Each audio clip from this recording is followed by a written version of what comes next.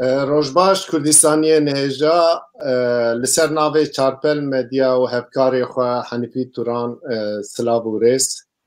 به اویا کن روژه کی خوش آرام و بختوار در باست بکن ام دست به برنامه خواه دکن یک حنیفی مرحبا شترت و خیراتی مرحبا سرچاوا گلک ساویس پاست کم تو چاوایی مرحبا تماشاوان نهجا گلک سپاس باشم ککو که حنیفی ایرو مجارا ما برنامه تیرو تجه و داگرتیه لردینگری اما گلک بیارن گرینگ دقومن وقتا مروف دشوپین جالی سیاسی جالی هنری جالی چاندی عالی زمان مروف کار بیجه که ملت کرد یا گلک کردستان دجین ایدی هاتن آسه کیدن او آسا کلی دجین جگلک آلیان قوادم جناب ترگو ایدی او ملتن لکردستان دجین دو قالبین تنگیه بری بیا ام ببین 3 سال بری هاتیه امضا کرن ایدی به او قالبانا هل ناگرن ایدی هر آلیه هل بجارتنین اوی جیمدی البجارتنین عراق فدرال جیمدی سرکفتنا پارتین کردستانی دست نشان کرکو ایدی روش و پوزیسیونا کردا به شکل کیدن وقتا مروف او سرکفتنا و بیارن لپرچه دنجی دنرخینه روشا کردا ایدی حاتی گوهرتن ایدی لی تشتکی بالکش و دمه د ساحه سیاست د هر چا پرچه کردستان گلک پیشوچوین گرینگ د قومن ل او پیشوچوین آنکا به کنجکتورا نابنتویجی بوی یک شانس کتی وقت دست کردا ل باشور کردستان هلبجارتن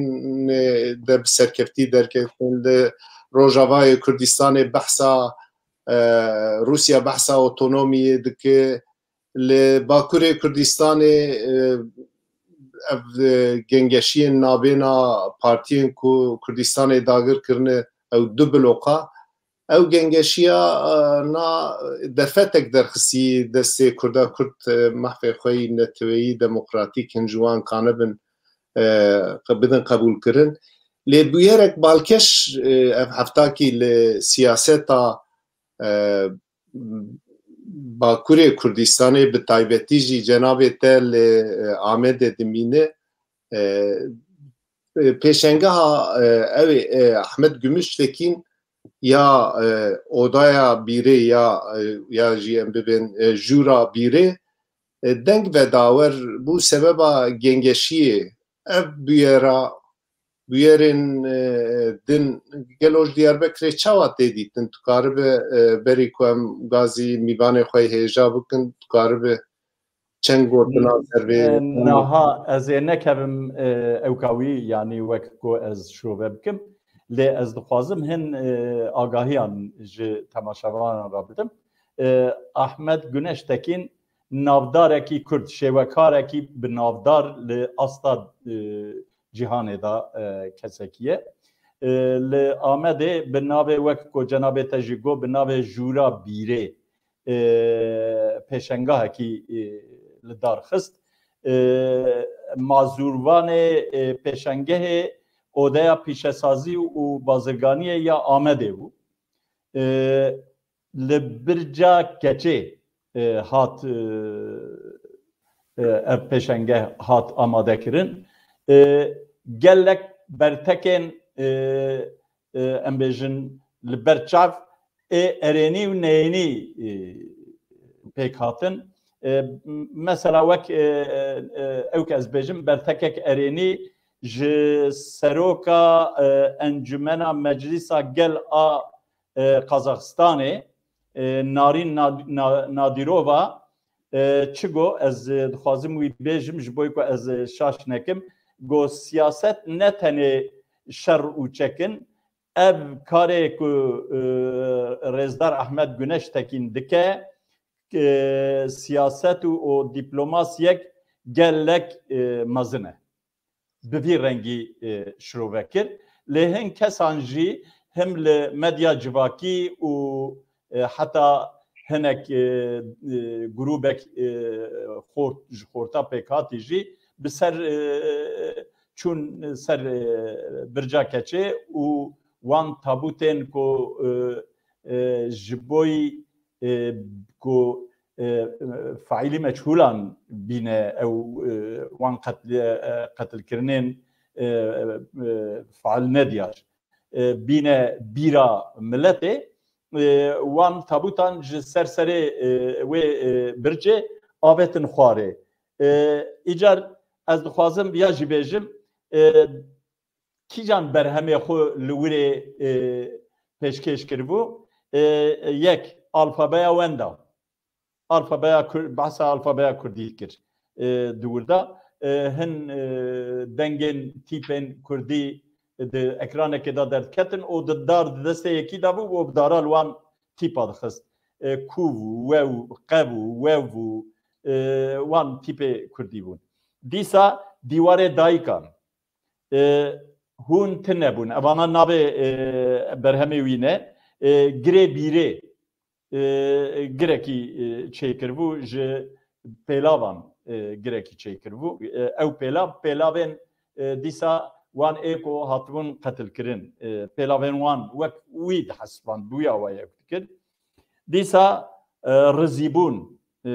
وک دیسا اوکی کیوی هبو برهمه کیوی او کوریدورا زندانا آمده براستی وقتا مرد کت وی کوریدوری وک تونلکیه ده هندره برجا کچه دا تونلک دریجه وقتا مرد کبه اما جار بجار تدی دنگ دوی دوی nasılsın? Wî rengî ew dikirin. Belê. Em ê ji kek Mesûd ew tiştana gotinê xwe taliyê kerama xwe bînî ser hev? Belê. Mêvan jî wek ev serokê HDP dîsa wek şaredarê Stenbolê hev serokê HDP Mithat Sancar. Rêzdar Mithat Sancar. Ekrem İmamoğlu سروک شارداریا استانبولی دیسا سروک اودیا پیشسازی و بازرگانی آمد محمد کایا دیسا سروک شارداریا کادیکویا استانبولی سردل دارا oda başı و gelek navdar siyasetmedar hünermend Kurd em bêjin metropolan jî dervey welat jî beşdarî vê ew kê bûbûn ji ber sedema Ekrem İmamoğlu û Ertuğrul Özkök ku beşdar bûn hin bertek ew berteka ku bi ser wirda jî girtin ji wê bonê bû ez dikarim van ew ka derheq vê pêşengehê da başê kek Henefî mala te ava جیه بویره اف آگاهداریان دان ما ام گلک سپاسی یک سیراج از بخوشی چوبوم گره به حقیقت مرو جه ام بیجن هنرا ویرا جه شیوکاریا ویرا مرو نکاره تتشتک بیجه پر تشته بالکش چیکریه لی بلد مثلا او که دا از وی جکک مسود را دیل اره او عالیه ام جکک مسود بپرسن از جه رجی رجا بکن برا میوانه می هجا بینه اکرانه میوانه می ایرو تماشاوان هجا میوانه می ایرو سروکی پسکی رزدار مسعود که رزدار سروکی گشتی تو خیراتی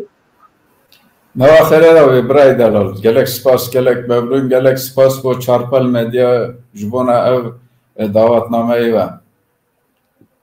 من بی سپاسی از جناب تدکن تو زحمتی چند تو هات بشاری برنامه مبو مخواست اصل خود وقت چارپل مدیا پشتی اوی مخواست حبتادن ام جناب تا دعوتی برنامه بکن لیش بلا کاریتی سیاسی معاوت و هفته و باش که معاوتی و هفته هفته کی تیر تجره و داگرتیه هما از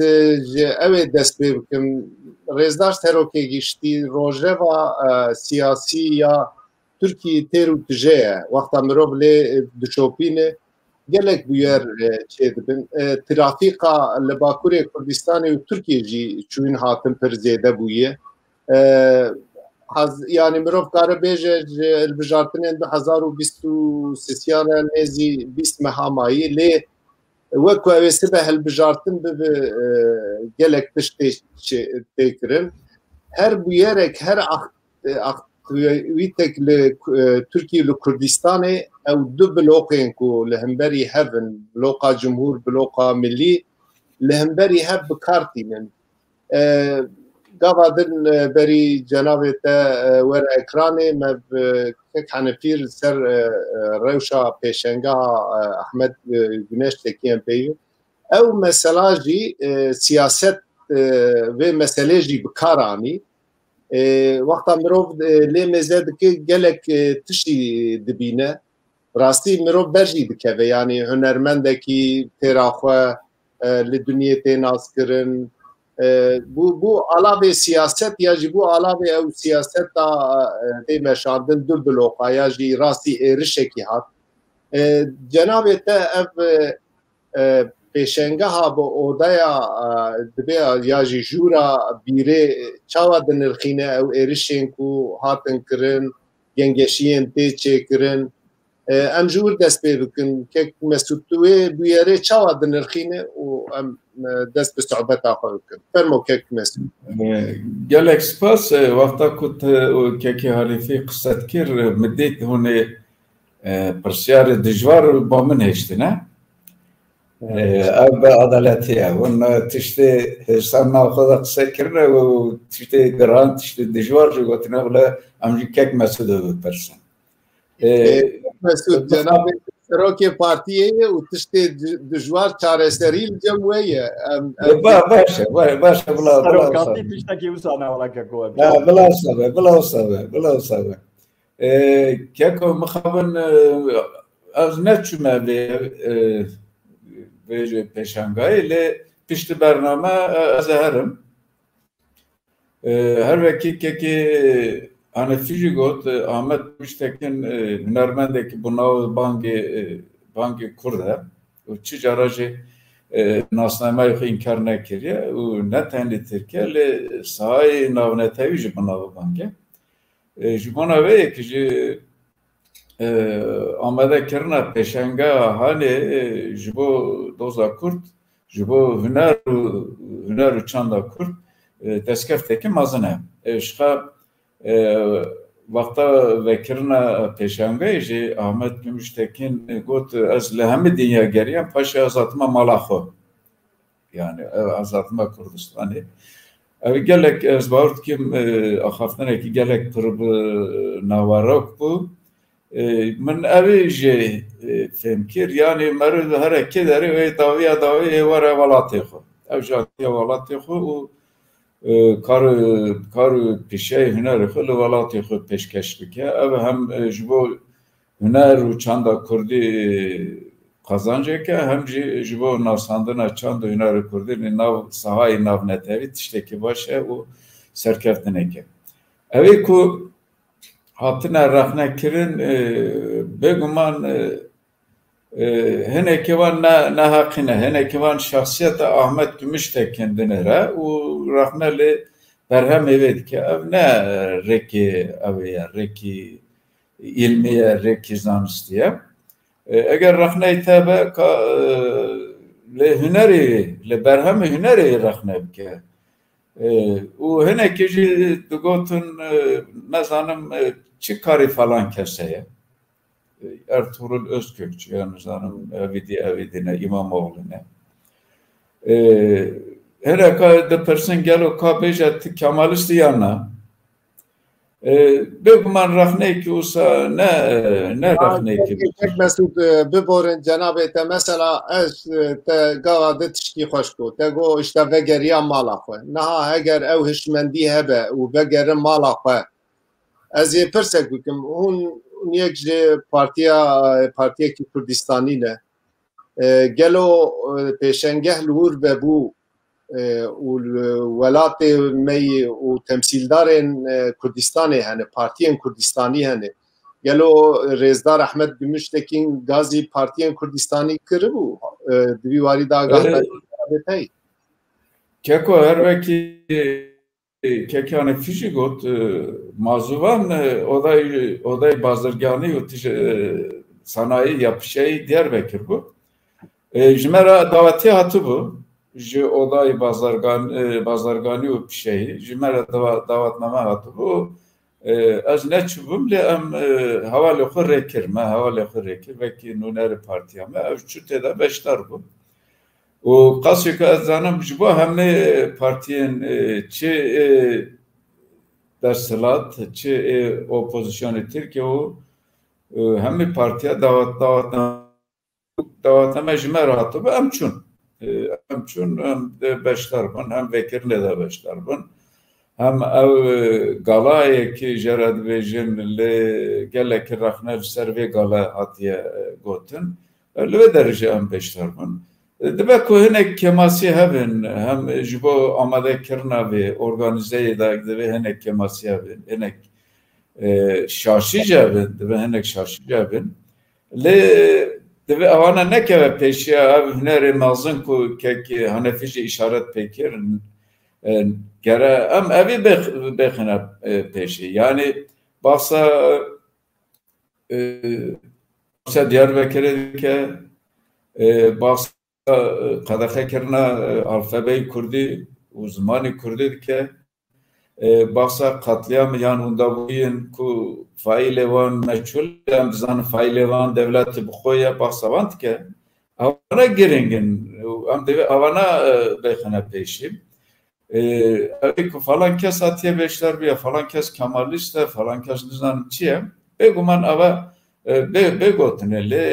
divê ewan nebe sîberekî li ser ev hunerê mezin ev hunerê gewrek û rewşa me Kurd ya siyasî komalayetê tertixa pêşî û gelekî bi zelalî û bi eşkere jî pêşan daye. Hinekî rexneyê dijane ku bêguman ew jî cê evê ye cê münaqeşeyê ye hineka jî dibêjin yek ji wan kek altan tane dibêje xazî têda qetliyama Dêrsimê jî hebe xazî têda qetliyama Zîlanê jî hebe bêguman ewana pirsiyarê yan xastekên baş in lê ev dimîne ser huneriye hunermenda hunermend usta biryar daye em divê rêzî lê bigirin û şanazî pê bikin yani Kurdeke aslê xwe înkar nekiriye û nasnameyê xwe înkar nekiriye hatiye Kurdekî hunermendekî bi nav vange ne lê Tirkiye li hemî cihanê bi nav vange hatiye welatê xwe pêşengayekî vêkiriye şuna evê ku em şanazî bikin em hinek kemasiya ve dertixin pêş û êrişê ser vê pêşengayê dikin ew karekî ne rawa ye ne cî ye û divê ney teqabûlkirine. Keko ez dixwazim tam divir de ez tiştekî ji kekê pirsim niha seroka encumena meclîsa gel a Qazaxistanê Narîn Nadîrova divê siyaset tenê ne şer û çekin ev karê ku Rêzdar Ehmed Güneştekin dike siyaset û dîplomasiyek gelek mezin e viya dibêje û bi wî ve girêdayê înca ez dixwazim tiştekî bipirsim li alîkî dîtinek ewa li aliyê din tê gotin ku rast e ne rast e ez wî nizanim di destê min de ti amar tinene tê gotin ku ew ê ku êrişî pêşengahê kirin tê gotin ku hevalbendê HDP ne îcar ev gelo ev tiştek ew nîne çewtinîne ku him hevserokê HDP li wîrê hazir e û him jî hin gencên ku tê gotin ku alîkarê wanin ew jî diçin wîrê xera dikin piştî wî xera dikin ji bo ya wê cenabê te çi bêje gelo rast e kekê Henefî yani usta tê gotin digotin hinekî aliyên PKK yani HDP'yi erişi van tiştekirine le az nizanım burası destemde tiştek usatine eğer o sebep henek derudor navevan usadani bun horten behers beli dibêjin inisiyatife evene beli rasta yani durjinine ez dobra bejim durjinine yani direkt tiştek usabe le nakoke ki yani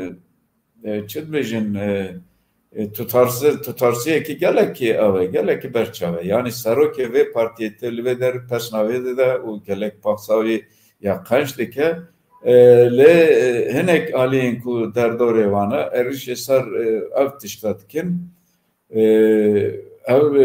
beguman nay kabul kirni kasika ez zanım debeko ez şaşşibim halvesta HDP derbare ve erişeci nizam ne bir istiye sevidarım erişe mahkum kiribin patnaha mı ne bir istiye gel o ve bir istiye yani ne bir istiye HDP yani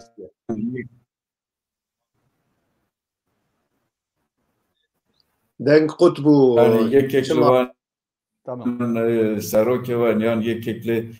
berpırse var alo dengete dişçite kutbu olan dedi vallahi kekonu zanım naha çavaya gelo Anka baş bele yani khazi ana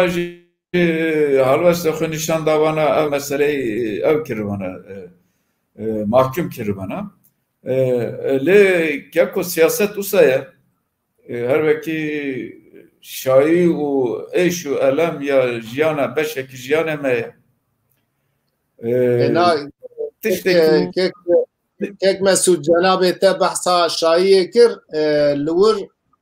keça Ahmet Kaya bertekek tund nişanda go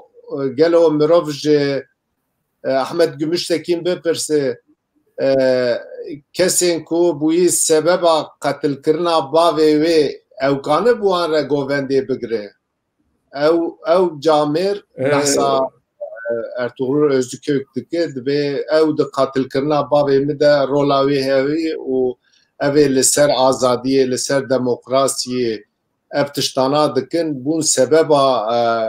kuştina bavê min û ew jî wek tiştekî nebûyî paye didinê gazî wî kirine tabî ev tiştên wer jî tê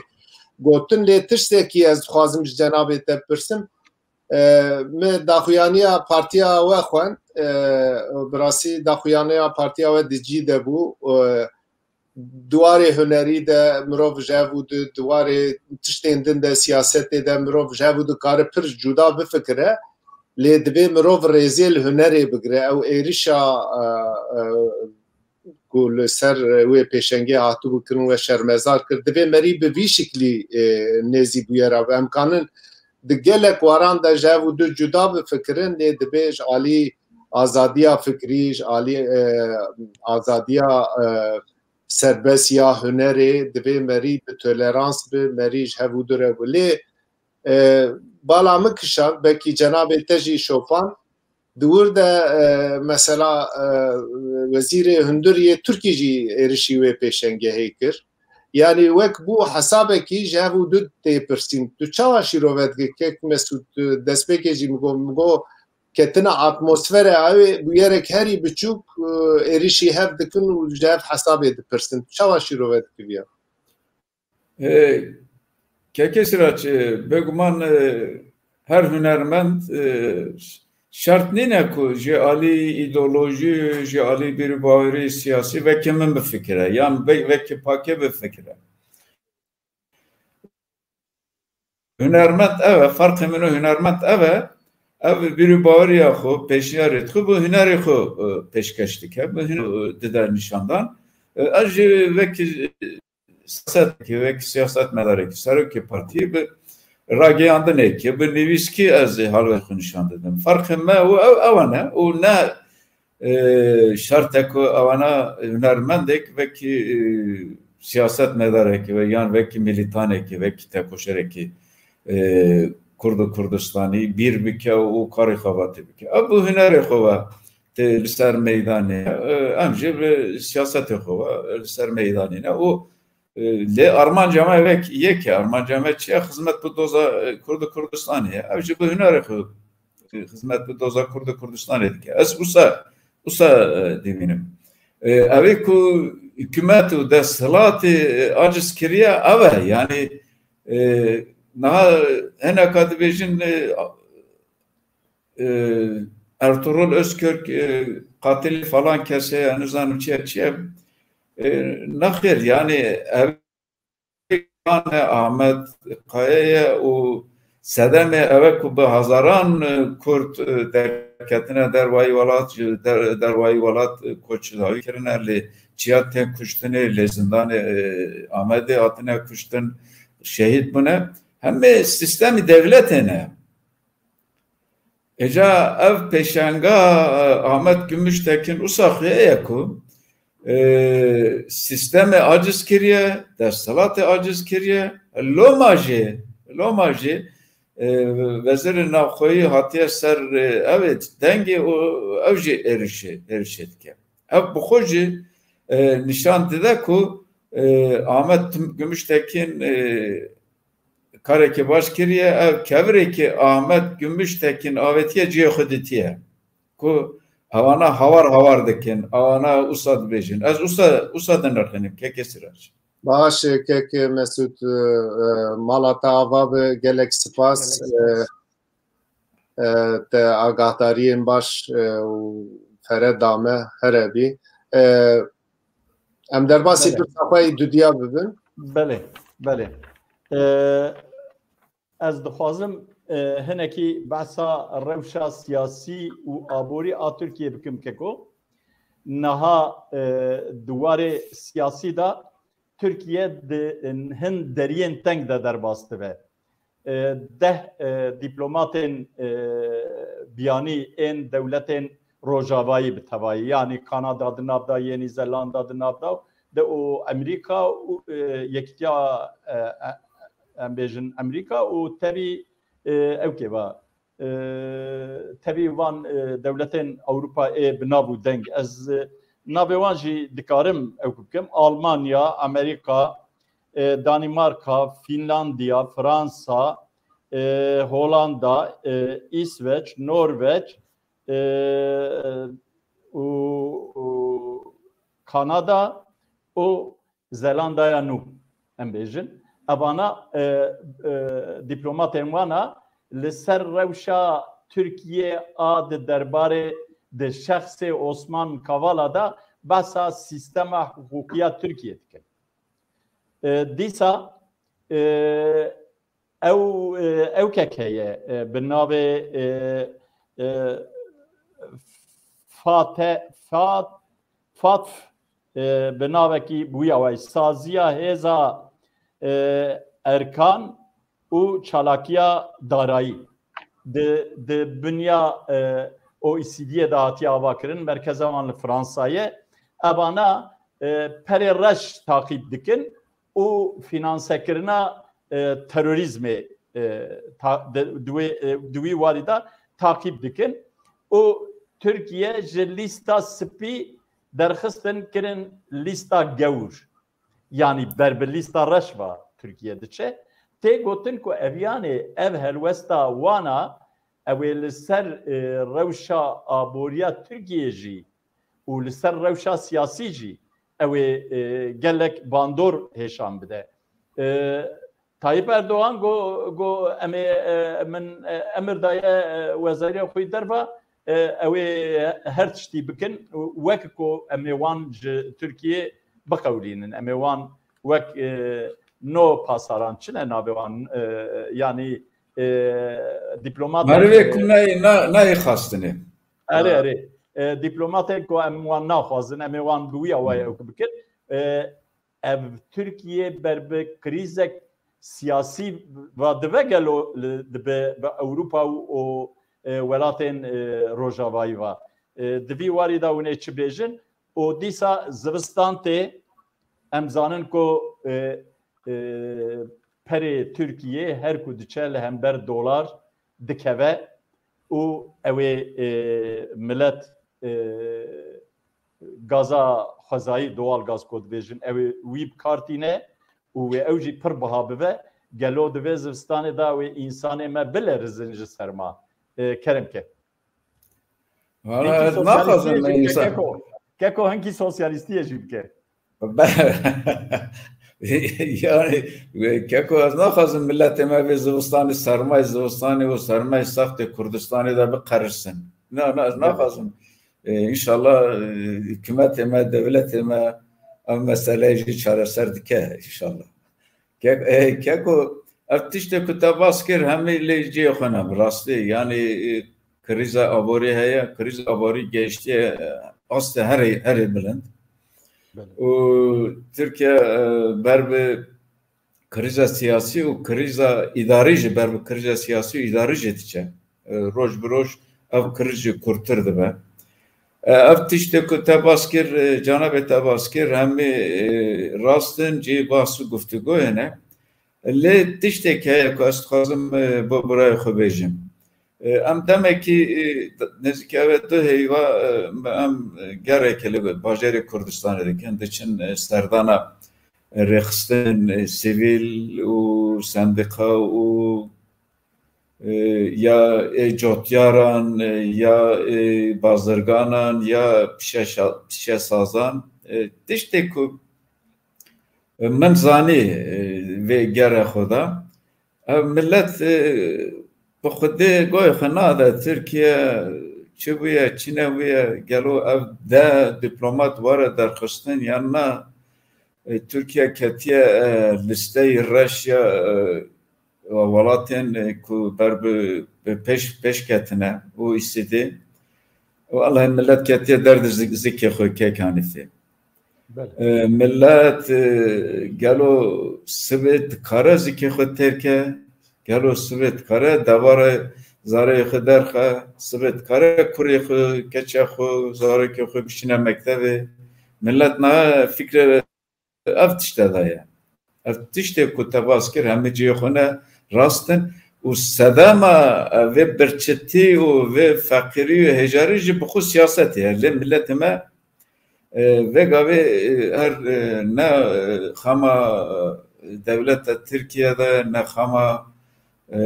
gelo Kurdistana başûr ber bi devletê ve diçe yan na gelo Kurd li îdareyê Iraqê ya dahatû de cî bigire yan na ev me ye mijarê me ye mijarê xelkê bi rastî mijarê xelkê ku tu Diyarbekirê tu her roj nav xelkê de derbas dibî diçi partiya xwe nav bazarê de derbas dibî diçi partiya xwe dibînî ku mijarê xelkê mijarê serekî xelkê me gelê me zikê wan e û birçîbûna wan e ev tespîtekî em evê dayînin aliyekî lê werin ser ev meselekî te bas kir Erdogan bi rastî ev krizê ku ketiye û ber bi roj bi roj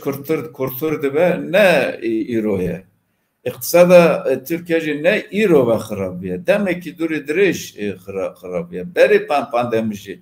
xirab bû îro xirabtir bûye lê hin ev tiştê ku te bas kir ketiye listeyê girê listeyê ne reş û ne spî lê pêşê listeyê reş em teze dizanin lê kekê siraç mümkün e ku lê derva taqîb kiribe demekî durê dirêj lê çapemenî derveyê welat Tirkiye vekî narko devlet tê te binav kirin yani devletê ku madeyê heşber ve mijûle piştgirî yan parastî evê diparêze tacirên heşber diparêzin û dahatê Tirkiye dahatê devletê Tirkiye beşekî zêde ya dahatê devletê Tirkiye ji eroîne ji esrar e û ji çi dibêjin tacirên hişberin madde hişberin ev tiştê ku hebû û me didît OECD devletin ku pêşketine ewana bir resmi ragiyandine. Yani Türkiye dibejin ya malumun ilamı. Şu malum bu. Avanajı ilan kirin. Beli ev nişandıda ku Türkiye divari diplomasiye da gelek ki tengav buye. Ne tane li peyvendi xili welatên Avrupa. Kek Mesut ez vê nabêrê de têkevim nabêrê ji bo tu karim ewa xwe dîtinê xwe zelaltir vekirî bêjin. Niha tê gotin ku Erdogan hîviya xwe ji dewletên ku ev deh balyozxaneyên ku me navê wan bîstekberê Kek Henîfî bi nav kir. هێویا خۆش یەکیتی ئەوروپا هێویا خۆش دەولەتێن ڕۆژاوایی برینە ئەو بیستێکبەرێ جەنابێتە بەحسا سیپیکردنا پەرێ ڕێژ بەحسا ترافیقا مادەیەن هشبەر و تشمشتا کرد ئەردۆغان هێویا خۆش وان بری لێ ئەو داخویانیا ویا vê taliyê wekî resteke mesela ew balyozxana ew dewletana tiştekî ew negot yani ji alî azadiya fikrî ji alî serbestberdana Osman Kavala ya jî serbestberdana Selahattin Demirtaş tiştên werdikin lê ew gotina wî di dîplomasiyê de pir giran bû digot ne hedê wan e dersê bidin Tirkiye gelo ben kutbûyî biyate ya jî ben ber bi kutbûyînê diçe Erdogan Kekê Sirac divê jî em ev meseleyê Papaz Bronson li pêş çavê me be wexta ku Trump yan Karbidestên Amerîka daxwaz kirin ku Trump were berdanê ama ev tiştê ku dewletê Tirkiye îro digot vê çaxê jî gotibin Amerîka çiye nikare tedaxulê karê barê me bike Amerîka nikare destûrê bide û nizanim sîstemê dadperwerî lê Tirkiye azad e belayan e û nizanim çi gelek çîroka digotin lê axirî rojekê de ev berdan ev mesele jî wê useye kekom mesela dibe ku rojekî ji wan re bêjin hûn derkevin herin jî Tirkiye lê heta niha negotine ew ê heye gotinekê heye yekekî siyasetmedarê Kurdistanê Başûr tiştekî baş dibêje ev coğrafyayê useye ku bi taybetî ji warê siyasiyê de gelek tişt tê gotin lê nayê kirin gelek tişt tê kirin lê nayê gotinê bi rastî wisa gelek tişt gotiye Süleyman Soylu gotiye û serokê parlamento gotiye serokê wezaretê derwayî gotiye Erdogan bi xwe gotiye nizanim çi em naxwazin awana welatê me de bimînin lê heta niha çi gav nehatiye avêtin Ama Kek Mesut bibore ez dikevin nabêrê mesela wek vê carê dewletên rojavayî helwesta xwe eşkere nekirin di roberê sekreterê NATOyê pir eşkere helwest danî got divê Tirkiye xwe bike em qebûl nakin nikane bibe yani endamekî NATO nikane vî şiklî ter bigere deh balyozxane belavokan bela dikin ji alî ez dibêm givaşek zextekî bi zaneyî ji alî dewletên rojavayî li ser Tirkiye heye êdî ez dibêm karê wan bi evê xelas bû bi vê îxtidarê xelas bû bi vê ittifaqê xelas bû cenabê te çawa dinirxîne Belê rast e yani halvestê devletê Avrupa roj bi roj ev dibe yani tuntir dibe û şelgirtir dibin berê carna tişt wisa digotin lê li vir de diman yani evê xwe nedatine rojevê lê vê carê paş de gav neavêtin bo numune Wezareta Xarijiyan qisekerê Wezareta Xarijiyê Almanya qet ev negot got em li ser daxwaza xwe ne em li ser helwestê xwe ne ev tiştê ku Erdogan gotiye me evê jî yadaş kiriye me evê jî not kiriye ku rojekî wexta ku diplomasiyê de wexta ku bêjin من نوت کری اف معنی اوه که روژه که بیم حسابی گلوه بپرسن ام مسئله دین روژه بیم دوی وارد راست بشی یعنی هلوستا devletin Avrupa'yı jiberi eftire, piçeki tunture u piçeki şelgirtirin. Beri tişteki gotun devleti Türkiye tişteki got persirdi da usadıma le vecari usanine vecari ser evi xone ser harveste xone ser doza xone beguman ev hem nişan dede ku var diplomasiye de Türkiye ketiye geleki ev tengasi legal tengasi siyasi u civaki u iktisadi devlet hükümet peşiya xuna bine keke sıraç yani az tam devlet fazın tişteki bipırsın az tişteki bejim paşa cümle ki bejim yani siyasete de eğer partiyeki siyasi, hükümeteki siyasi, devleteki siyasi peşiya xune bine ev nişane ev qeyraneki gelek kur u qeyraneki mazın heye divi valatide. Kerem kekeki. Az dixwazim cardine bala ve bikşinim ser mesela aburiye bitene Türkiye neku hama talan heye u pereyên banka navendî dikşînin û divin bi tenê mesele ne ew e wek ku cenabê we baş dizane Türkiye li pênc-şeş cepha di nav şer de ye li em bêjin li Lîbyayê bi awayekî sergirtî ve jî di nav şer de ye li Azerbaycanê di nav şer de ye cephekî li Wîrê heye cephekî li Başûrê Kurdistanê heye cephekî li Rojavayê Kurdistanê heye û cephekî jî li İdlibê heye û ji xeyên şerê nav Tirkiyeyê bi PKK ra wexta meriv van teva datîne ser hev bi rastî aboriya Tirkiye têra van teva nake wek cenabê we got pêşbîniya dewleta Türk demekî hew qas çavê wan sor bûye îndî wî hesabî nakin ku wê aboriya me têk here wê mala me xerab bibe wî nabînin îcar ez ê viya bipirsin ev aborî ku têk diçe wexta ku meriv lê dinêre gelo mexdûrên vê aboriyê erê hejarên Türk jî mexdûrin lê dîsa wexta meriv difetile nêre Kurdistanî xelqê Kurdistanê Bakur dikevin nav hejariyê yanî em bêjin mexdûrên vê siyaseta Türk a çewt dîsa Kurdin û di vê navberê de jî parlamentoya Tirkiye ew ê moleta operasyonên li derveyî sînor cardinê dirêj bike partiyên siyasî tev Kılıçdaroğlu jî Akşener jî ez bawerim temamê partiyên siyasî ji xeyên HDP ew ê ji wê tezkereyê ra jî a parlamentoya ra jî bêjin erê li ser van mijaratê çi bêjî keko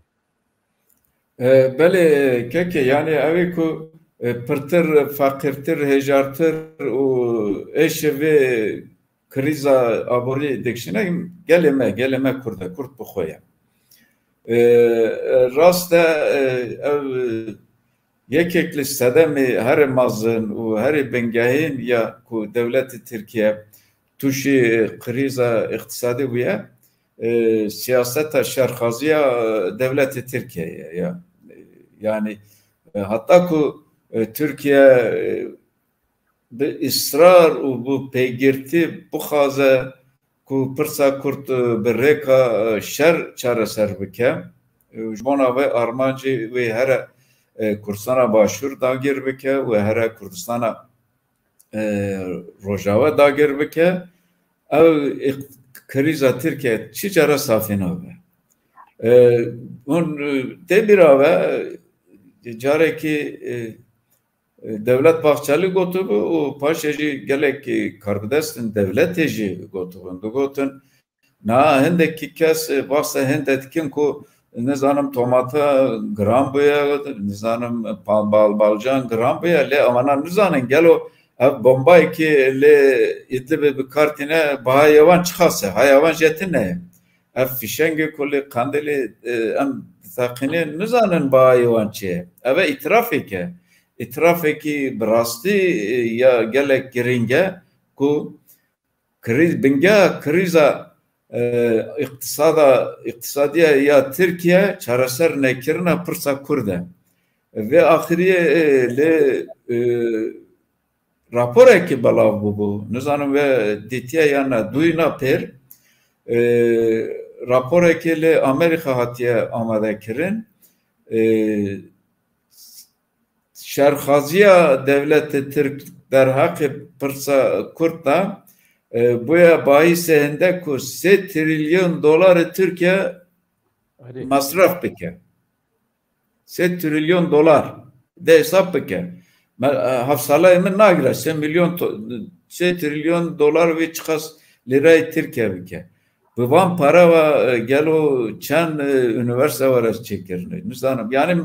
nizanım ne karım hesabı bikim le ev rapor eki teze belaviye u rastiya devleti Türkiye nişandı da jibona ve ekici em partiyen siyasi bu taybeti partiyen Kurdistani deve ev rapora bu giring begirin u hesabı xo yan strateji xo yan bername xo yan propaganda xo gotar xo liser evi bina bikin yani em bas bikin cahd bikin pırsak çareser kirna pırsa kurt ne tane kazancı bu kurdaya her rusa kazancı bu gele Türk ziki karkeri Türkajı terdi be ziki gundiya kurda Türkajı terdi be kazancı bu hemmi gelane ne tane bu tam devir da gelo partiyen siyasi yen Kürdistan'ı yen Bakure Kürdistan'ı deve çibkin helwestavan çive vay Türkiye ketiye nav krizek abori u siyasi u safane etke her kudiçe ev krizci kurtir dibe gelo partiyen Kürdistan'ı partiyen Kürt hatta deve le Bakure Kürdistan'ı çibkin devi warida çi bernama partiya sosyalista Kürdistan heye ez dixwazim te hinekî behsa wî jî bikî Pirserkî gelek biciye bi rastî pirserekî gelek giringe bi gor bir bawriya partiya me sê bûyer li pêşiya tevgera Kurd û proseya siyasî Tirkiyeyê yek ji wan destûr e amadekirina destûrê ku wê bikeve rojevê alî iktidarê haziriya xwe dike alî hikûmetê alî opozisyonê jî ewana jî vêgavê li ser sîstema îdarekirina Tirkiye gelo wê bibe parlamenter yan evê dê li ser vê ve mijilin lê bixwazin naxwazin ev meseleyê destûran û meseleyê anayasayî wê bikeve rojevê ev e yek ya dudu meseleyê pêvajoya çareserkirina bi aştî wê bikeve rojevê ya sê jî em bixwazin naxwazin hilbijartinê were rojevê eger pêşvext nebe jî li vextê xwe de bîst nêzîkî bîst heyvê dî wê hilbijartin were çêkirine ev her sê mesele jî bêguman di nêzîkî ve me alaqedar dike yani em nikarin bêjin ev destûr destûra Tirkiye destûra devletê dagirker me alaqedar nake em nikarin tişt wisa bêjin em nikarin her wisa bêjin ku em meseleyê çareserkirina pirsa Kurd bi rêka diyalog yan pêvajoya çareserkirina bi aştiyane ev meseleyê PKK'ye û devletê ne em nikarin eger em nikarin wisa bêjin û em nikarin bêjin ku vallahi hilbijartina parlamentê Tirkiyeyê û me alaqedar nake em nikarin bêjin dibe ku lê siyasetê Kurda da hinek kes hebin hinek alî hebin ku bêjin wana me alaqedar nake lê vekî Partiya Sosyalista Kurdistan ev tiştana me alaqedar dike me ji bo destûr me sê xalên girin ki em dikarin hemmi Kurd Partiyen siyasiyen Kurdistan'ı, rexistlerin sivil, u hünermendin me, nivîskarên me, û mineverên me, rûspiyên me li ser li hev bikin û bi hev re karê xebatê bikin. Yek ew e nasandina nasnameyê Kurd li destûra nû. Ya du nasandina zimanê Kurdî vekî zimanê fermî û zimanê perwerdeyî. Ya sisê azadkirina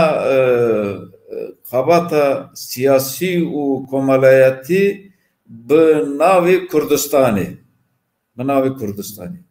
Ev sê xal ku ez bawer dikim sê xalên lezgînî ne û sê xalên bingehî ne hemê aliyên Kurdistanê, partiyên siyasiyên Kurdistanê yancı em bêjin piraniya partiyên siyasiyên Kurdistanê û nivîskarên me, ronakbîrên me û rûspiyên me li ser ev xala em dikarin rêkevin, ev xala pêşkeş bikin ku em bêjin ew daxwazên me serekî ne ji bo destûra nû em dikarin karê xebatê dikin ev meseleyê pêşkeşî birûrayê Tirkiye bikin, pêşkeşî birûrayê cîhanê bikin. Her aliyê ku ev daxwazê me qabûl kir em bi wan re bidin û bistînin. Her aliyekî. Ca ev alî Kek Mesûd divir de dixwazim têkevim navbêrê gava de cenabê te behsa û sê xala kir û behsa divê Kurd yek helwest bin. Dûr de dixwazim pirsa wê ji cenabê te bipirsin. Demê anê serokê HDP Rêzdar Mithat Sîncar serdana Diyarbekirê kir. Di wê serdanê de bi aliyên bi partiyên siyasî re hevdîtin kir. Gelo hûn vê hevdîtinê çawa şîrove dikin? Tu agahdariye ku ji vê hevdîtinê heye? Çar peywandin, mebesta hatinê ye tiştê cenabê te anka got gelo li hin xala terefên Kurdê bi hev re çi bikin? Ev tiştana agahdariya cenabê te dikarin bi behsa wê ew ê bike em ê kêfxweş bin. Kek Siraçê berê ku kekê Mithat Sancar were Diyarbekirê berê hefteyekê me em çûne serdanê wan. Vekî heyetekê Partiya Sosyalîst a Kurdistan em çûn serdanê HDP. Du armancî serekeyê me vê serdanê wî yek ew bû ku evana du car hatibûn serdanê me xwedê kekê Mithat du car hatibû serdanê me û ez bawer dikim eger bîra min de mave daxwaz kiribûn serdana hevalên Pakê jî bikin. Ya dido ku em îadeyê ziyaret bikin yani îadeyê ew jî hatine mala me em jî herine mala wan û wan pîroz bikin. Ya dido ev hûn dizanin hewna dibêjin tutum belgesi helwestê xwe ya li ser rewşa siyasî Tirkiye bernameyekî pêşkeş kiribûn. Em li ser wan piçekî biaxivin yani hewna çi dikin çi nabêjin cera dibêjin tutum belgesi eger ez şaş nebim. Ji ber wan du sedame em çûn ev hevdêtinê me bi rastî bi germiya we pêşwaziyê me kirin. Şixa Kurd wisa eğer kesekî were mala xwe deriyê me ji bo hemû mêwana amade ye. Ewana jî wisa pêşwazî kirin. Evê xwe baz kirin, tutum belgesiyê xwe baz kirin. Me jî ev bernameyê ku me bi hinek partiyên siyasî me ser nîqaş kiribûn me jî basa wan kir. Yani helwestê xwe derbareyê destûra nû derbareyê pêvajoya nû û derbareyê hilbijartina ku ê were çêkirin me jî helwestê xwe ji wan re pêşkeş kir û bi rastî bi taybetî ya pêvajoya nû pêvajoya çareseriya nû bi baldari goy xeda keke mitat go derê ku ez bibime serokê HDP min derheqê vê tiştê de lê biyanet malperê biyanet li gel min gotûbêj kiribû min jî nêzîkî van tişta ev tişta gotûbû lê wisa xuya ku ana dixwazin peywendiyê xwe bi aliyên dira dîsa bikevine tekiliyê ji me re gotin em têne Diyarbekirî û ragiyandanê xwe li ser ragiyandanê xwe em bi aliyên dî ve ev bikin gotûbêj rabigeyînin ne ana gotûbêj bikin gaziyê me jî kiribûn lê hevalê me çibûn tenê goyê xwe dabûn ev tiştê ku lê Ankara ji me re gotibûn li vê derê jî gotine lê em dizanin ana ev hindekî partiyên Kurdistanê ku bi wan re tekiliyê wan hene bi hev re îttifaq çêkiribûn lê hilbijartina şaredariyê ya çûyê bi wan re li ser tutum belgesî bi dûrî dirêj qise kirine bi dûrî dirêj nirxandine kekê Mîta Sancar jî de axaftinê xwe de gotibû ana hinekî pêşniyar kirine ev pêşniyarê baş in wisa gotibû lê ev pêşniyar ne pêşniyarê me bûn pêşniyarê dostê wan bû ku wana dibêjin Kurdistanê îttifaq evê ku aliyên siyasiyê ku lê hilbijartina belediyeyê de hilbijartina şaredariyê de bi hev re karê xwe ve dikiribin kekê Sirac em vekî Partiya Sosyalîst Kurdistan ji diyalogê bê diyalogê çetir dizanin diyalog baştir e diyalog çetir e diyalog divê evê de li gel te me yanî divê di nav partiyên siyasî di nav Kurda de li kîjan dezgehî dibe birabê be diyalog hebe diyalog bê diyalogî xerab e lê em du welatin û du temsîldarên me hene yani partiyên Kurda hene partiyên Tirkiyeyê hene û di hin xalat e wexta xalên ku welatê me milletê me eleqedar dike divê ewlî ne ku HDP pêşengtiya vî bike divê terefên Kurda bi talebên xwe ku gava di cenabê te got me talebê xwe ji wan re gotiye divê pêşengtiya vî tiştî partiyên Kurdistanî bike partiyên Kurdistanî bi partiyên ku li Tirkiye demokrasiyekî wekî HDP xwe partiyekî Tirkiyeyî de hesibîne kane ew talebê xwe û talebê wan di noxtakî de bi hev re li ser gelek xalan li hev bike we gava di cenabê te got Hexagona Tirkiyê de hin xal hene xalên esasî ew çar xalên esasî divê rabe perwerde zimanê zikmakî azadiya fikriye serbest birêxistin bûyîne ev tiştana terefê Kurd wek teref ew bibe lê tecrüba cenabê te jî heye gelek cara pirsa azadiya milletê Kurd pirsa daxwaziya Kurda tê di hilbijartina di belediya de di parlamentoya Tirkiyê de tê fetistandin tirsa me ew e ku dîsa divê meselê de ewek hebe yani ev pirsa bi mecra xwe eslî bi dûr keve cenabê te anka ew tiştê tu divê diyalog xwezikan bibin divê diyalogê de Kurd bi ser kevin daxwaziyê wan wer qebûl kirin gelo divê hevdîtina we ku hevalê we çûbû cenabê te bi wan re hevdîtin kiribû îtibakî wer te ji wan girt ew çawa dinirxînin berê ez axaftina xwe wekî ez dixwazim tiştekî bêjim ev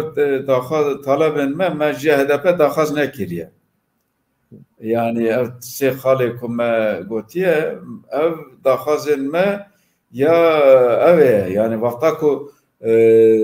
destûrê nû were amadekirine em daxwaz dikin ewana tê de cih bigirin ji bona vê yekî jî di vê daxwazê de terefên me ne HDP ye em ev tişta ji devletê daxwaz dikin ev hêzên ku dikarin destûra nû amade bikin ji bo Tirkiye daxwazên me ji bo wan e ji bo ne ev ku em herin em çune me ev daxwazı jî HDP kiriye. Nexir me tenê bir baweriya xwe derheqa pewajiya destûra nû da me gotiye. Me gotiye ji bo me destûra nû gere Kurd eger yek deng bin bi hev re ev tiştana daxwaz bikin dibe ku Kurd serkeve. Ya dudu belê kekê Sirac gel HDP û ji vê pevetir gel PKK di warê peywendiyê de bi rastî tecrübeyê me gelek tal heye. Tecrübeyê me ya ne cî pesendê heye. Lê ew ê manayê ew ê nîne ku me carekî şikestxariye me tecrübeyê me xirab heye em jî diyalogu bitirsin. Jî diyalogu birevin. Em wisa nafikirin. Belê tecrübeyê me heye em dibînin û divê em hişyartir bin, divê em bizanatir biçine pêşî û bizanin ku em bi kêra dans dikin, bi kêra ketine govendê. Ev tiştekî diye. Yani ti ji govendê tirsan û ji govendê revîn tiştekî ye. Niha kek Mesud te bi şekil birî di vê noxtê de dixwazim tiştekî bin. Atmosfera siyasî ya Tirkiyê û rûdanên siyasî wexta mirov dişopîne niha du blok heye. Bloka millî anka dixwazin modela ku li İstanbulê hatî tecrübe kirin, dixwazin wê modelê li Kurdistanê li Tirkiyê jî wê modelê derxînin pêş û dixwazin piştgiriya Kurda bigirin. Ev modela mirov dibîne. Niha eger sibe were di wê noxtê de ji anka de divê merî bi deng ev tiştana bipeyîve. Talebên Kurda yê neteweyî demokratîk bi deng bide pêş û ber hin tişta bigire ew hîn baştir nebe. Ew nayê wê wateye ku merî bi wan re diyalogê neke, merî bi wan re heta hin xal were divê mesela qenaeta min îro li Bakurê Kurdistanê sê xalên esasî bibe. Mesela perwerda zimanê zikmakî, mesela serbest rêxistin bûyîn, mesela azadiya fikrî û berdana girtiyên siyasî di qanûna bigihîn de cî bigirin, qanûn were guhertin Kurd dikanin ew bike. Lê em wekî di jayetiya du blokên dagirkirina Kurdistanê de rola wan heye bê ku tişkî bibe divê merî aliyê xwe terefê xwe nîşan nede. Qesta min ew bû tu zane. Ez dixwazim Keko bêguman tiştekî dijî pêva deynim. Ez dixwazim wî jî pêva deynim ku hema bi hev re tu bersîv bidî wextê me zêde neçe. HDP di ti bernameyên xwe da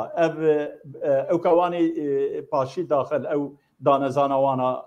ji bo vê pêvajoyê ku ji 11 xalan pêk dihat di ti belgenameyên xwe da behsa hebûna miletê Kurd û Kurdistanê hebûna Kurdistanê nake û bi fermî dibêje di bernama xwe da jî divê em partiyekî Tirkiyeyî ne. Gelo rast e ku partiyekî Tirkiyeyî rave pêşkêşiya pêşengiya daxwazên miletê Kurd bîne ziman. û ev şêwe xebat ku ew radibin 11 xala çê dikin û gazî me dikin ji me re dibêjin de werin hûn jî destek bidin me. Ev yanê gelo çi qas rast e ji kerema xwe jî têkî nabe. Keko bêguman yani niha du bere hene, du çi dibêjin du ittifaq hene, İttifaqê Cumhur, İttifaqê Millet. Lê em dibêjin em Kurd İttifaqê Kurdistanê pêk bînin. Navê çi dibe bila be îttifaq be, odax be, navend be lê divê em tiştî Kurdistanê pêk bînin. Sivanekî, xaniyekî Kurdistanê pêk bînin. Di hemî hêzên siyasiyên Kurdistanê ronaqbîrên me, dezgehên me sivîl û Ruspiyên me têda cî bigirin û em bibine bi rastî îttifaqekî û ev îttifaq bibe nûnerê daxwazên gelê me nûnerên daxwazên gelê me. Em dikarin ev tişte pêk binin. Belê zahmet e, belê gelek astengî heye, lê çare jî nîne. Ez wisa difikirim. Bilê jî îttifaq û bilê jî hevkariya partî û siyasiyên Kurdistanî çi rê dî ez nabînim. Bo bi destxistina mafên me ya bingehîn û netewî demokratîk. Tenê em dikarin bi îttifaqê xwe bi pêkînana navendê Kurdistanê ve dikarin bigêjine armancê xwe. Lê kekê ev tiştekî bingehîn e, tiştekî stratejîk e. Ez karê min nîne ez çi dibêjin penaseyekê yan kimlikekê ji bo HDP'yê bêjim navala ne Tirkiyeyê, Kurdistanê. Li gel evê jî piraniya wan Kurdin, evê ku dengderê wan piraniya wan Kurd e, ev êş û elem û hamaliya vê partî Kurd dikin, ev têne kuştin, ev têne girtin, ewana lê zindanê dane. Lê li gel evê jî eger HDP bêje wala ez ne partî Kurdistanê me, ez partiyê Tirkiyeyê me, ez dibêjim ev karê te, ev ne karê min e. Lê divê jî bîra me neçêt ku hindek xal hene ku, hindek xalên müşterek hene ku mecbur dike ku em bi van re jî bidin û bistînin. Ne ev peyvendî ye, peyvendî bi vî şeklî ye. Niha baxsa demokratize kirine tê meydanê, demokratize kirine Tirkiye tê meydanê, hindek hevalên me, hindek aliyên siyasî sankî çi dibêjin yani vekî nexweşiyekî veba, vekî nexweşiyekî kolera xwe jê dur dixin. Em ev siyasetê rast nabînin. Belê demokratize kirine Tirkiye ne karê me ye esasî ye. Partiyên siyasiyên Kurdistanê erkê wan esasî, erkê wan bingehîn azadkirina welatê xwe ne, bi destxistina mafên xwe netewî û siyasî ne. Lê em nikarin bêjin demokrasiya Tirkiye me alaqedar nake. Belê walayê me alaqedar dike. Ji bona vê yekê jî îro partiyên Kurdistana Başûr ku tapuya devletê serbixweyî berêka wan de ne, ketine referandumê û millet bi dengekî gelek bilind gotine devletê serbixweyî dixwazin, ev vekî tapu berêka wan de ne. Lê beşdarê hilbijartinê dibin, dixwazin beşdarê pêkînana hikûmetê bibin û dixwazin bibine beşekî serekî faal û aktif lê demokratize kirine Baxdayê. Ama gelo avana tişte xirab dikin, nawala naxêr tiştekî baş dikin. Gere belê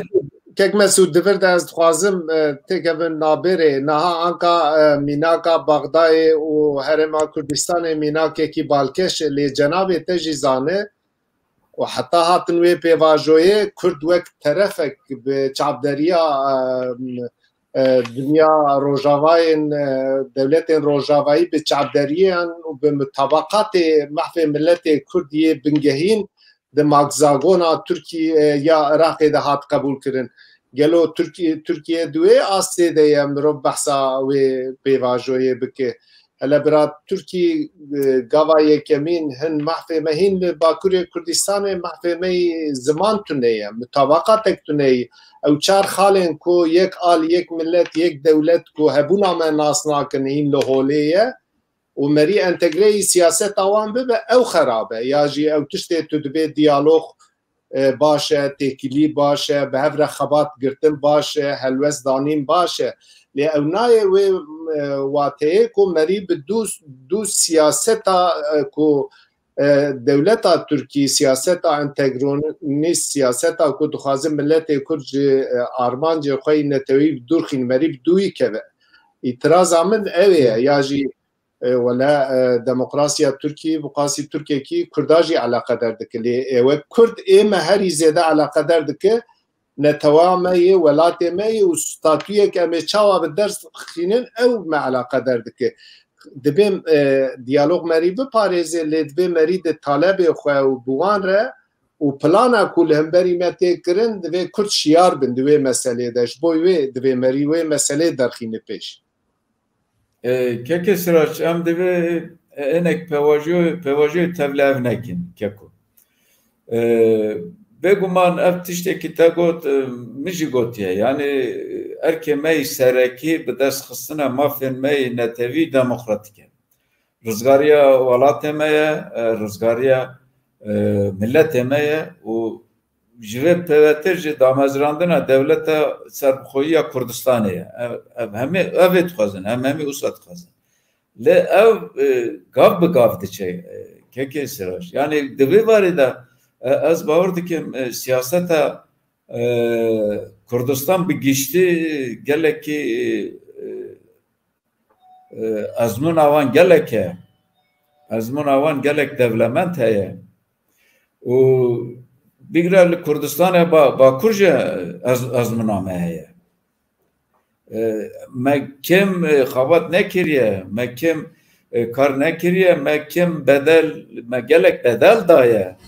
ji bo pêkînana çi dibêjin yekîtî û hevkariya Kurdistanê lê me em serneketine ji bona ku em serneketine em dev jê vê karî berdin naxêr em divê bizanin em çima serneketine divê karîbarê de gelo tenê xatayê rejîmê ye xatayê devletê ye gelo xatayê me nîne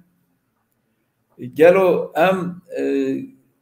daxwazê xwe nikarin kategorîze bikin gelo em nikarin vîstê daxwazê xwe lezgînî û ji maveyê dûr yan bêjin bernameyê kurtedemî û bernameyê dirêjdemî ji hev cida bikin carna em gelekî ev tiştane gelek tevlehev dikin ji bo vêyekê jî eger em dixwazin Kurd bibine terafekî ku îro bi rastî paş hilbijartina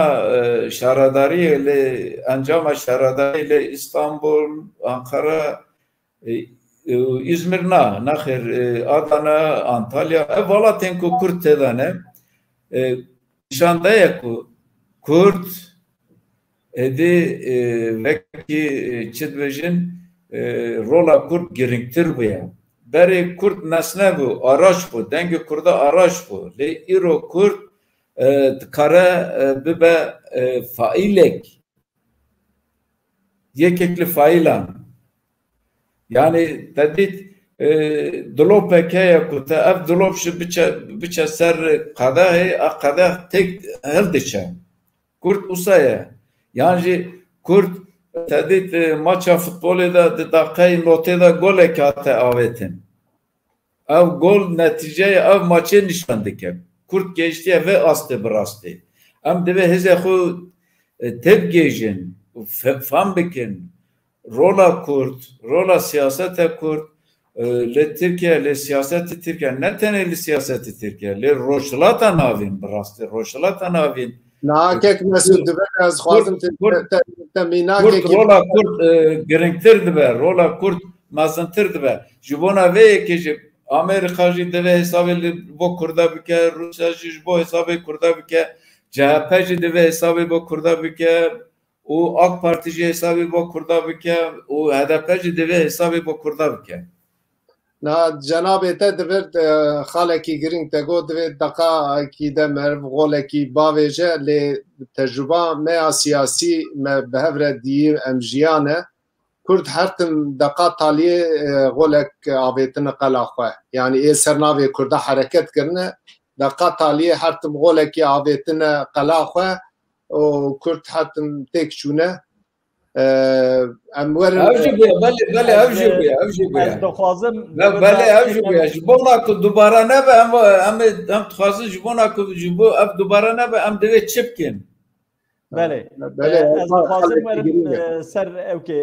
cenabê we got em ê gav bi gav ber bi dewletbûyînê re herin pir xweş spas keko em werin vê gavê çadinê em zanin ku çar partiyên siyasi en Bakurê Kurdistanê ku wek Kurdistanî pênase dikin Partiya Sosyalîsta Kurdistan, Partiya Azadiya Kurdistanê, Partiya Komünîstên Kurdistan û Parti Demokratîk Kurdistan Türkiye. Derhek van çar partiyan da serdozgerê Mehkema Bingehîn a Türkiye dava vekir û dava vê gavê li bêjin dadgeha Kanûna Bingehîn berdewam e. Gelo ev dava di çi astê daye û dîsa bi viyaba girêdayî cîgirê serokê grûpa İYİ Partiye go ev çi Partiya Azadiya Kurdistanê navê wê de Kurdistanê ye, ev Kurdistan ku derê ye gengeşîkî çêbû divan rojê bûrîn da. Tê ser van her du bijara ez dixwazim cenabê wê çi bêje. Yani pêvajoya partî û daxistinê di çi astê daye ger ku partiya we bê daxistin bê girtin hûnê çi helwestê şan bidin ez bawerim ku temaşevanên me vê gavan tişta merak dikin kerem kin. Kek Hanifî ev mahkemeye ku geçtiye ve astı ne ji pakê kavek peştire ne ji paştire hemî geçtine asteki ahirî merhaleye em hevî evene dadgahê destûrî gazî me bike û em li vê derê parastina xwe bi devkî jî bikin. Parastina xwe bi devkî jî bikin. Paşê heyetê dadgehê rûne û biryarê me bide. Biryarê wan çi dibe bila be em xwe serketî dihasibînin. Keke Hanifî. Çawa em xwe serketî dihasibînin. Meseleyê du tişt heye. Ev meseleyê me xiste Rojava Tirkiye herçende kim hatibe nixweşkirî li meclis hatiye nixweşkirinê û partiyên nijadperest halvest nişandan û hem jî di Rojava yan di belgenameyê saziyên dadgahî sistemên dadgahî Tirkiye'de êdî tomar bûne. Ev alî mesele. Alî dî mesele du rê hene bigirin. Başa bigirin em ê piçekî eger sabir te bigerin em herin lê mahkemeyê mafê mirov lê Avrupa ev biryarê em pûç bikin ve gerin partiya xwe dayînin ji ber ku Tirkiye çêbûye Partiya Komünîst ûsa hatiye damezrandin. Awlê hatiye qedexekirinê û betalkirine daxistine çûye lê dadgahê Avrupa û li vê derê ev dadgah iptal kirî hatiye niha karê xwe bi vê ser vê dadgahê dimeşîne. Ya dido ku bêjin dadgahê bilind iddia û daxwaza daxistina partî red kir. Ev serkeftinekî gelek mezin e. Êdî partî ne tenê partiyên Kurdistanî hemê rêxistinin bi navê Kurd û Kurdistanî dikarin bi azadane karê xebat bikin ku ev jî destkefteke mezin ya demokratiye û destkefteke mezin her wisa neteviye. Ji bo vê yekî ji de her du haletê de em serketine. Lê em divê piçekî bi sabir ev meseleyê ev pêvajoyê taqib bikin. Bi sabir û bi dûr ji hemasetê û bi rasyonalîst û bi waqefbînane nêzîkî vê meseleyê bin. Em hev serketine. Lê em niha serketina xwe îlan nakin. Vaxtê wî heye eger vaxtê wî were em bi hev re ev serketina xwe îlan bikin. Mesele ku partiya me were daxistin wê çawa be? Em ê karê xewatê xwe bimeşin. Her vekî hemî partiya. Me vexta ku me dest pê kir vê karê xewatê me dest pê kir me îcaze ji devletê ji çi kesî me negirtiye. Me îcaze jî daxwazên xwe reva û dozan xwe reva me îcaze girtiye û em ketine vê rêyê. Di vê rêyê de me partî damezrandiye eger îro sivê partiya me vere daxistin karîxebatê me vê her berdevam be vekî hemû partiyên dîwîsane avana jî karîxebatê xwe bidomînin berdevam bidine berdevam kirinê bi navekî de bi şiklekî de bi cüreyekî de bi rêxistinekî de xebat her berdevam be xebat her nayîwastandin ev tradisyon ev pêvajo dibe carna lawaz be carna geş be lê her berdevam dike heta kengî heta ku me welatê xwe azad kir me devletê xwe damezran ku hingê milletê me bêje wallahî bira êca ihtiyacî bi we namaye ihtiyaciya bi partiya Azadiya Kurdistan namaye ihtiyaciya bi partiya Sosyalîst Kurdistan namaye hingê jî em bêjim de mala we em ji her mala xwe de rinin heta ku em bigêjine azadiya xwe em bigêjine armanca xwe sereke em her berdewam bi divê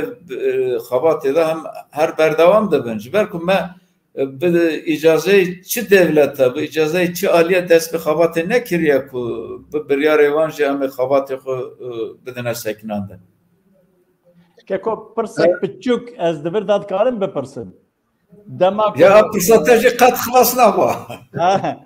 dema ku dadgeha bilind ji wera nivîsên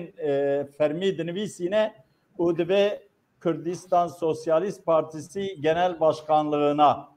belê kefawetê anna çawa kefe man nayê ya li der gotina Mehmet Bayrak heye nizanim hatmen hûn dizanin dibêje devletê Tirkiye bi dizî îtiraf kere bi dizî bi resmî inkar kere inkar dike bi resmî hebûna Kurda inkar dike lê vê gavê bi resmî jê qabul dike ku Kurd ya Kurdistan heye ji ber ku ev belgeyê ku dişîne ev mahkemeyê ku vekirine hem navê Kurdistan têdaye û ketiye bi resmiyetê lê em dizanin gelekî raporên nehînî di dema Osmanliyê de dest pê kiriye raporên nehînî de başa Kurdistan ne Kurd e gelê Kurd e milletê Kurd e lê wexta ku resmî dibêje Doğu Anadolu'ye û Tirkên serçiyaye bi asıl Kurd lê Tirk e gelek pro pîne û paro çetkin da ku me ev bikin inkar bikin lê ev siyaset naçe serî neçûye serî ez bar dikim jî îro pêve naçe serî ya rastî wexta ku ez dixwînim serokê Partiya Sosyalîst Kurdistan ez kêfxweş dibim yani welatê min navê welatê min belgeyekî devletê ya resmî ku ev devlet din dijminê Kurda ye û li ser înkarkirin û tinekirina Kurda hatiye damezrandin çawa dilê min xweş nabe ma dilê te xweş nabe kek Hanîfî berê keko kek Mesûd gelek spas divê mijarê de te gelek tiştên baş got û kêfametê ku hûn tekoşînekî bê îtiyatiya sivîl dikin hûn li welatê xwe li navê xwe li hêjayên xwe xwedî derdikevin kek Mesûd em hatin hêdiyê dî em tê taliya bernama xwe pirsa min ji cenabê te li Iraqê wek cenabê te jî zane li Iraqa federal hilbijartin çêbû Kurda Partiyên Kurdistanî li wir bi ser ketin hilbijartinê qezenc kirin Partiya Demokratê Kurdistan bû Partiya Yekemîn bloka Partiyên Kurdistanî jî qezenc kir cenabê te vê hilbijartinê çawa dinirxîne gelo Partiyên Kurdistanî karin bi Partiya Yekemîn anka li Iraqê Partiya Sedr û bloka wan ew hatin hilbijartin kane koalîsyonekî ava bike piştî vê merhelê li başûrê Kurdistanê ya lî Iraqa Federal ew ê pêvajoyekî nû dest pê bike cenabê te jî dişopîne her du partiyên sereke Partiya Demokratê Kurdistan û YNK ji bo yekdengiyê li Iraqê bi helwestekî Kurdistanî bi parastina mehvê Kurda bi hevre helwestekî danîn. Cenabê te wê ew ê çawa dinîxîn gelo rewşa Kurdayê pêşerojê çawa be û tu vê hilbijartinê çawa dinîxîn? Yekê siraç pêşeke ez pirozbayî lê siyaset hemû partiyên siyasiyên Kurdistanê dikim ku beşdar hilbijartinê bûne û bi rastî serkeftinekî mezin pêk înane. Bigiştî pirozbayiyê wan dikim her wisa bi taybetî jî pirozbayiya Partiya Demokrata Kurdistana Tirkiye dikim ku piraniya kursiyên Kurdistanê li parlamenteyê Iraqê bi dest xistine. Ev jî ji bo Partiya Demokrata Kurdistanê Îranê serkeftinekî mezin e. Qasê ku ez dixwînim di ev hilbijartinê de hinekî xal hene ku bi rastî hem xalê lawaz in û divê Kurd gerekî hişyar be, gerekî bi zanatî biçite pêşî. Yek ji wan ev ye ev rêjeyê kêmbûna beşdarbûyî ne. Ev nîşanî herçende li Kurdistan hejmara beşdarbûyî li Kurdistanê jî aliyê dî Iraqê pirtir bûye lê Kurdistanê jî bi rastî rêjeyê beşdarbûn kêm bû. Lê Iraqê gelek kêm e. Ev nîşan dide ku millet êdî hêviya xwe bi siyasetê nemaye. Ev hinekî rîskî bi xwe ve tîne ev mesele. Yani wexta ku hêviya milletê jî siyasetê were birin welatekî vekî Iraqê ku piraniya millet çekdar e partiyên vê welatê çekdar in, hêzê wan çekdar heye. Ev cî me tirsiye bi rastî, ev cî me tirsiye. Divê ji bîra me neçe ku ev biryara hilbijartinê pêşxast ji bo na ku ev millet derketibû meydanê tezahüratê dikir, mîtînga çê dikir û daxwazê mafê xwe dikir ji bo na vê hatibû biryarê hilbijartin hatibû dayîn. Lê millet jî wisa xuya ku alaqa nîşan nedaye vê tiştê. Ya dido em dibînin ev bereyê ku vê gavê lê Iraqê desthilatdar e bereyê Şia wisa xuya ye peywendiyê wan hêdî hêdî tek diçe naxokiya wan ku di nava wan de hene hêdî hêdî kurtir dibin, hêdî hêdî dijwartir dibin û zêdetir dibin. Gelo o ev rewş yani berbelavbûna bereyê Şia ji bo berjewendî Kurdaye ya na em ê divê baş binirxînin. Gelo Şia berbelav be ji bo Kurda baş e yan Şia yekirtî be ji bo Kurda baş e. Bêguman ev karê aslî ya partiyên me Kurdistana Başûr e ez piştrast im û yêqîn dizanim ku awana di vê varê de gelekî pisporin zanayê wan hene û dizanin kîjan alî ji bo wan baş e ji bo vê jî kar û xebatê xwe didomînin. Lê vekî li derve Kurdekî li derve em divê evê tişta li ber çav bigirin. Desthilatekî yekirtî ya Şia ji bo Kurda baş e yan desthilatekî sist û ji hev ketî û lawaz ji bo me baş e. Pirsek ew ye. Pirsa dê ku ez bawer dikim ji bo me gelek giring e serketina Sedr e. Sedr ne tenê şiageriya tund e her wisa nasyonalîsta Arab e jî. Yani hem Şia ye hem jî netevperest Arab e. Netevperestiya wî dibe ku bibe sedemê Hindê ku hikûmetê wî ev Iraqê ku ji bin kontrola wî de hikûmetê ku ji bin kontrolê wî de were ava kirin dibe ku jî Îranê dûr keve. Siyasete xwe piçekî İranê dur bike. Siyasete ka dij bi İranê birêve bibe. Dibe ev heye yani ev ihtimal heye. Vî alî da bêguman tiştekî baş e. Ji bo me Kurda ez usta dixwînim. Lê divê ji bîra me neçe partiyekê hem divarê ayînî da şiageriyekî tund be hem jî netevperest be ev jî bi rastî xeterekî pêşiya tevgera Kurd de vekî xeterek li pêşiya tevgera Kurd li Kurdistana başûr disekine. Divê hemê aliyê ve em baş bixwînin. Hemê aliyê ve baş bixwînin. û ji bîra me neçe ku Muqteda Sadir gelek çara ragiyandiye ku dijî federasyone her wisa dijî referandum bû yekek li evê bû ku nasyonalizma Arab diparast yek perçeyî Iraq diparast vî alî da bêguman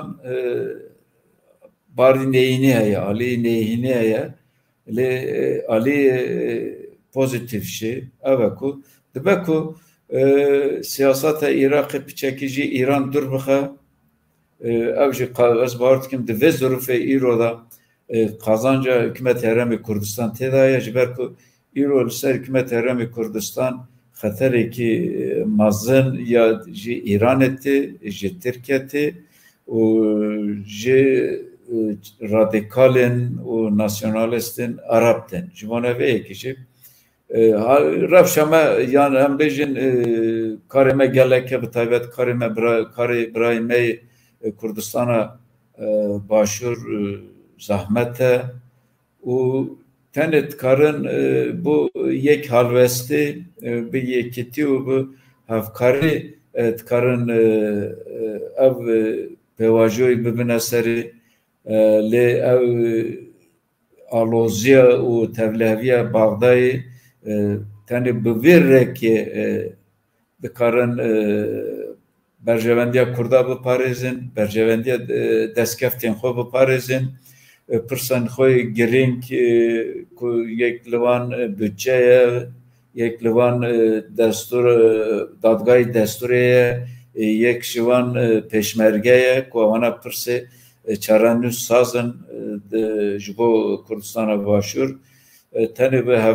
hevkarî û yek halwestiya xwe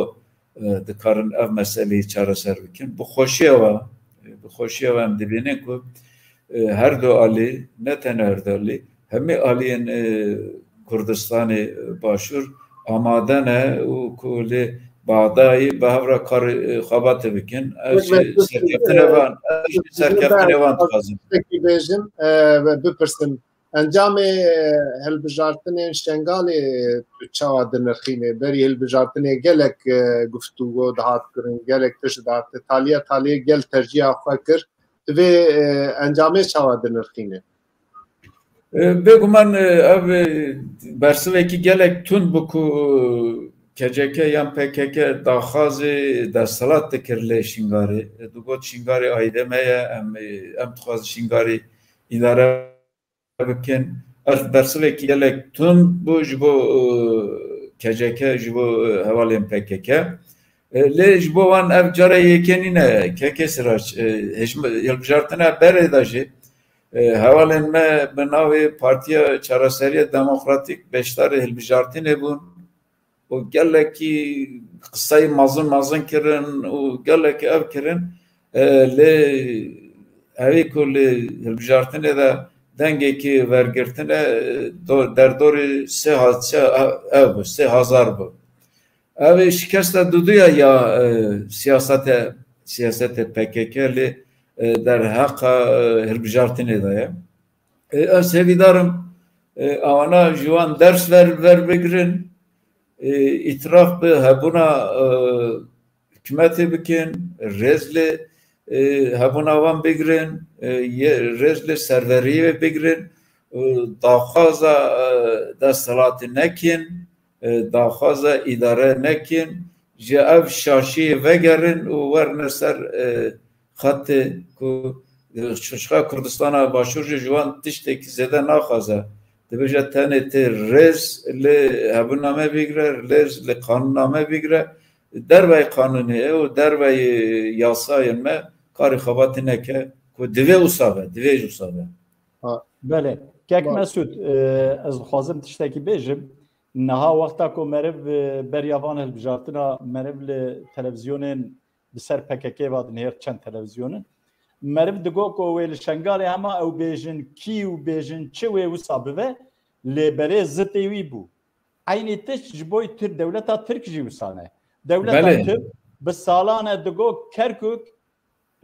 bajarekî Tirkmena ye. Lê belê encam wisa derneket. Ew nerastî ew propagandaya reş ku Tirkiye jî kir PKK jî kir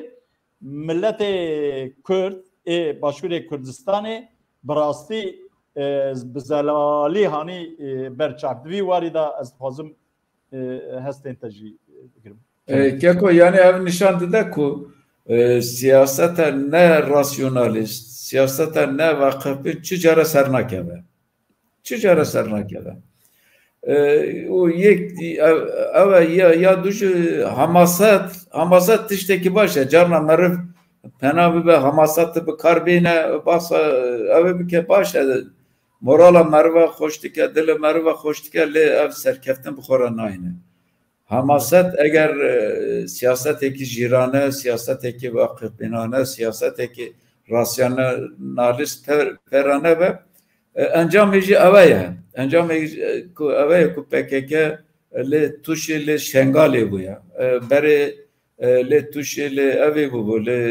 Kerkûkê bu. Encamê eveye ku devleti Türkiye tuş bu ya. Ku bi salan bahsa vê kedike bahsa siyaseta Türkmen elî dike Kerkûk Türkmen nizanim çiye lê millet bersivdaya ku Kerkûk beşekî li Kurdistanê ye û Şengal jî dixwaze bibe beşekî Kurdistanê nebe beşekî nebe kanton yan nebe beşekî devlete Iraqê hükümeti merkezi dixwaze bibe beşekî Kurdistanê hükümeti heremî Kurdistan eşkere irade yoxu nişan daya û divê hemî aliyên siyasî rêz ve iradeyê bigirin zahmet jî nîne zor jî nîne. Spas kek Mesûd berê temaşevanên hêja me demekî dirêj vay bi hevra derbas kir. Kek Mesûd em hatin dawiya bernaveyê ger gotinên te dawî tiştê ku te negotibe hevin û tu bêjî ka ez wî jî bêjim hevin ji kerema xwe ra bêje û em hêdî xatir ji temaşevanan û ji hev bixwazin û bernama xwe dawî bikin. Keko berê her tiştê spasê ve dikim ve mêwan kir ez hatim min dêrîbariya xwe bi rêka we pêşkeş kir. Gotina me viya dawî ku duyî sal roja koça dawiya cigerxwîn bû ku digot hûn bibîne yek eger nebine yek hûn her yek bi yek. Ji bo ku em nebine yek bi yek dest xwe bidine hevdû yek bin. Gelek spas. Keremke. Em hatin taliya bernama xwe pirs bawer dikim pirsên temaşevanan tunê wexta me ji way xelas bû. Rêzdar Serokê giştî em gelek spasiya te dikin tu beşdarî bername me bû te rengek da bernama me em kêfxweş bûn. Temaşevanên hêja îro em bi rêzdar Serokê PSK Mesûd Tekre me sohbetekî germ kir em spasiya wî dikin. Heta bernamakî din bimînin di xêr û xweşiyê de roj baş. Roj baş. Mala wa bra.